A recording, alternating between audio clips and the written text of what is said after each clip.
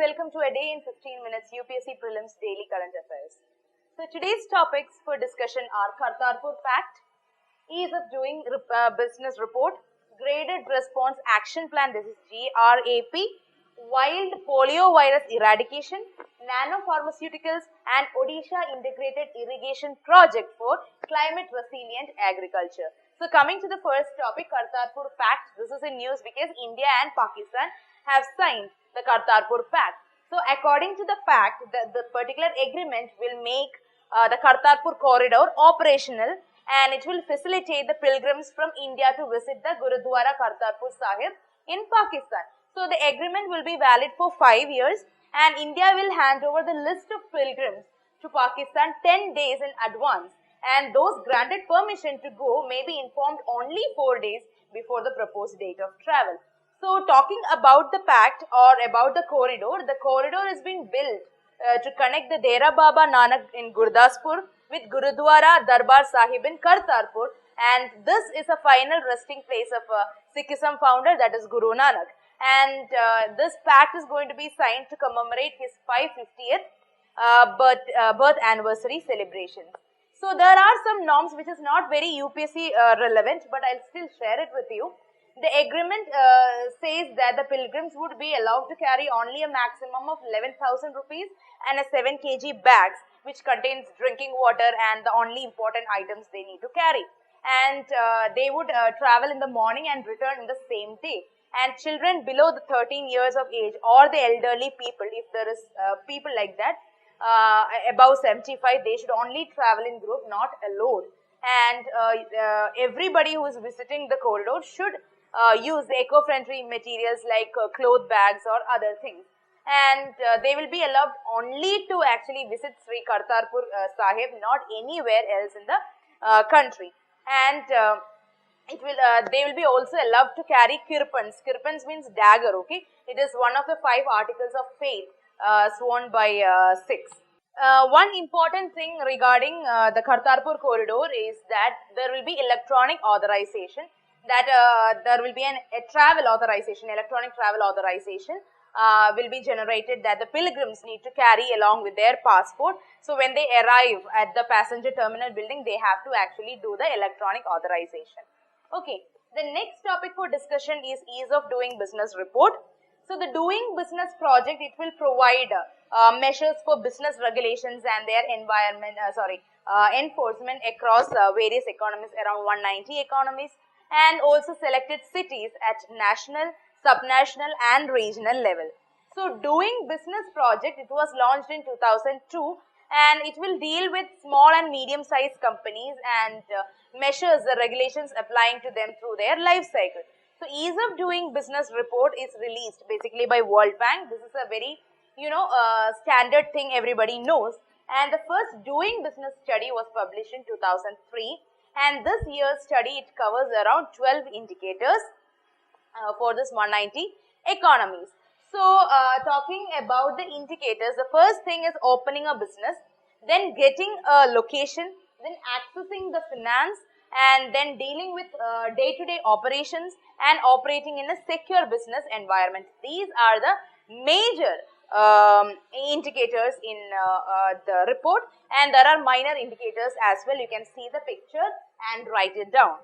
Okay, so talking about the global scenario, New Zealand, Singapore and Hong Kong topped the list in 2020 report.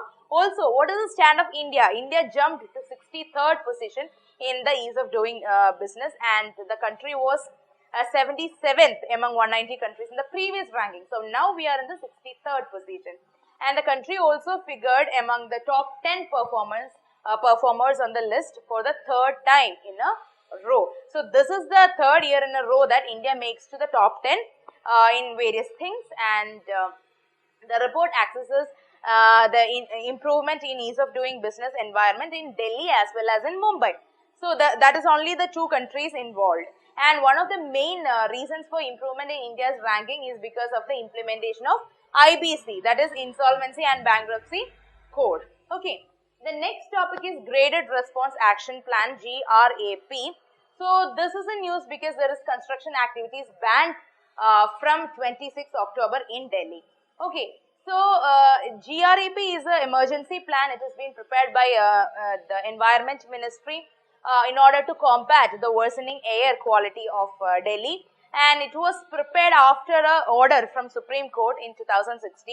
So, it includes measures to prevent worsening of air quality and prevent PM10 and that is particulate matter 10 and 2.5 levels to actually go beyond moderate National Air Quality Index category. And EPCA is mandated to enforce GREP in the city as per the pollution level. So, talking about EPCA, it is again a Supreme Court mandated body. It is tasked with various measures to tackle air pollution in the Delhi region, and it is again notified by Environment Ministry. The next topic is wild polio virus eradication. So, WHO on the World Polio Day declared that wild polio virus type 3 has been eradicated worldwide. So, type 2 was declared eradicated in 2015, in September 2015. Now, out of 3 polio serotypes, only type 1 is remaining. Okay. So, polio is caused by human enterovirus called as polio virus, and it has been named after their transmission route through the intestine, and it can interact with host in 2 different ways. Infection not only include the nervous system, it will cause mild symptoms in other form of illness also, and infection including the central nervous system may cause paralysis. So, one thing, it may not infect the central nervous system, and the other thing, it can actually infect the central nervous system. So, less than 1% of the polio virus infections result in paralysis. That's the highest form. And polio virus consists of an RNA genome enclosed in the protein shell that is called as capsid. And there are 3 types of serotypes I have already told you: type 1, type 2 and type 3. Type 2 and type 3 is already worldwide eradicated, only type 1 remains. Immunity to one serotype does not confer immunity to other 2. So, the individual immunity to each strand of virus is needed. The next topic is Nano Pharmaceuticals. So, a nano pharmaceutical is a pharmaceutical preparation. It contains nano materials intended for internal use or external application on the human body for the purpose of therapeutics or diagnosis or health benefits. So, the nano material is generally defined as a material having a size in the range of 1 to 100 nanometer in at least one dimension. So, however, if a material exhibits physical, chemical or biological phenomenon or activities which are attributable to its dimension beyond nanoscale range up to around 1000 nanometer, then the material should be considered as nanomaterial. Therefore, any pharmaceutical containing such material should be considered as a nanopharmaceutical. So, what is so peculiar about nano dimension? It is actually a material that have a unique property with a marked difference from its bulk counterpart, and it will target for the targeted drug delivery to a particular region, and other applications are also there. And these pharmaceuticals need additional tests for ensuring the safety and efficacy.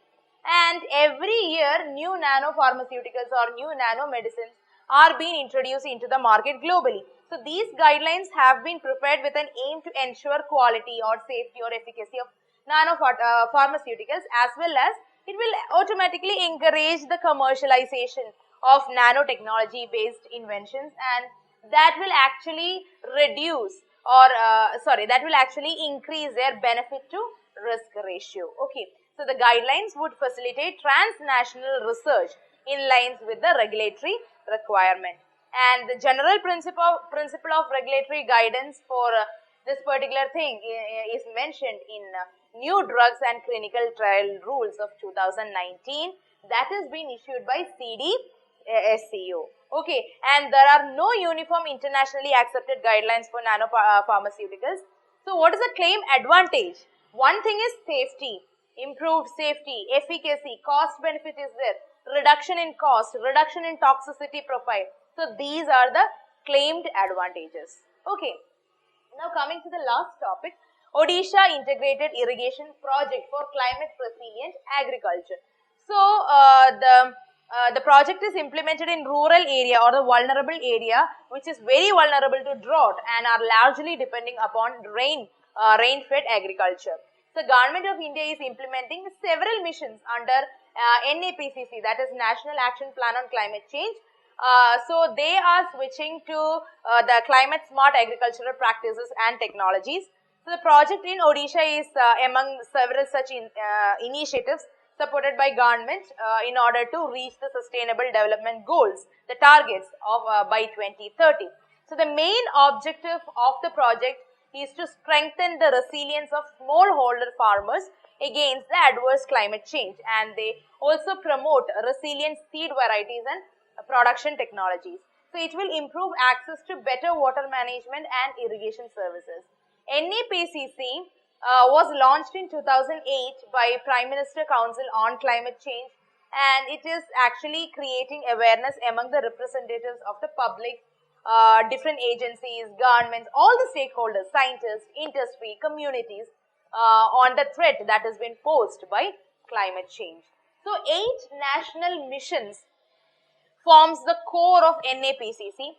The main thing is National Solar Mission, then we have National Mission for Enhanced Energy Efficiency, then National Mission on Sustainable Habitat, National Water Mission is there, National Mission for Sustaining Himalayan Ecosystem, National Mission for A Green India, National Mission for Sustainable Agriculture, then National Mission on Strategic Knowledge for Climate Change. So, you can get detailed knowledge about all this from Yojana magazine being published by Government of India, or you can even search for the websites, the government websites, to get more information regarding this 8 national mission.